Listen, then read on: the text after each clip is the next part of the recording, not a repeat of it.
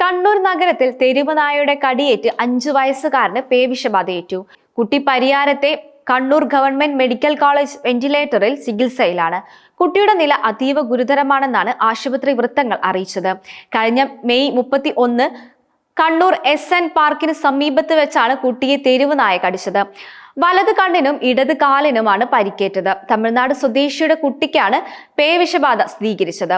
തെരുവ് നായയുടെ കടിയേറ്റ ദിവസം കണ്ണൂർ ജില്ലാ ആശുപത്രിയിലെത്തി പേവിഷബാധയുടെ കുത്തിവെപ്പ് എടുത്തതായി രക്ഷിതാക്കൾ പറയുന്നുണ്ട്. കഴിഞ്ഞ 2 ദിവസങ്ങളിലായി 75 പേർക്കാണ് കണ്ണൂർ നഗരത്തിൽ തെരുവ് നായയുടെ കടിയേറ്റത്. ഇവർ കണ്ണൂർ ജില്ലാ ആശുപത്രിയിൽ, AKG സ്മാരക സഹകരണ ആശുപത്രി എന്നിവിടങ്ങളിൽ ചികിത്സയിലുമാണ്.